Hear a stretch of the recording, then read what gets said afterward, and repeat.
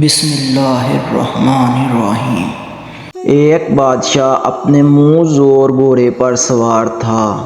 گھوڑا کسی وجہ سے اچھلا تو بادشاہ سر کے بل زمین پر گر گیا اور اس کی گردن کی ہڈی کے مہرے ہل گئے۔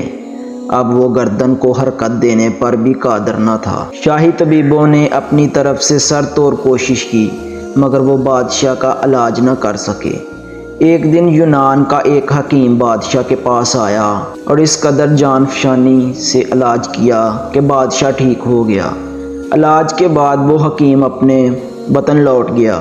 کچھ عرصے بعد وہ دوبارہ بادشاہ کے وطن میں آیا تو سلام کے ارادے سے شاہی دربار میں حاضر ہوا کہ بادشاہ اس حکیم سے مروت اور مہربانی کا برتاؤ کرتا، لیکن بادشاہ ایسے بن گیا جیسے اس حکیم کو جانتا ہی نہ ہو۔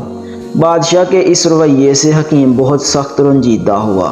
یونانی حکیم بادشاہ کے دربار سے باہر آیا تو اس نے ایک غلام کو پاس بلا کر کہا، میں تمہیں کچھ بیج دیتا ہوں، انہیں بادشاہ کی خدمت میں پیش کرنا اور کہنا کہ یونانی حکیم نے دیے ہیں۔ انہیں دہکتے انگاروں پر ڈال کر ان دھونی لی جائے تو بہت فائدہ ہوگا۔ غلام نے وہ بیج بادشاہ کو پیش کر دیے اور ساتھ میں ان کے فوائد سے بھی آگاہ کیا۔ بادشاہ کے حکم سے فوراً دہکتے انگارے پیش کیے گئے، مگر جب بیج انگاروں پر ڈال کر بادشاہ نے دھونی لی تو اسے ایک زوردار چھینک آئی جس سے اس کی گردن کے مہرے پھر سے پرانی حالت میں چلے گئے۔ بادشاہ بہت چیخا چلایا، سپاہی دورائے کہ حکیم کو گرفتار کر کے لاؤ، لیکن باوجود بہت تلاش کے اس حکیم کا کچھ پتہ نہ چلا۔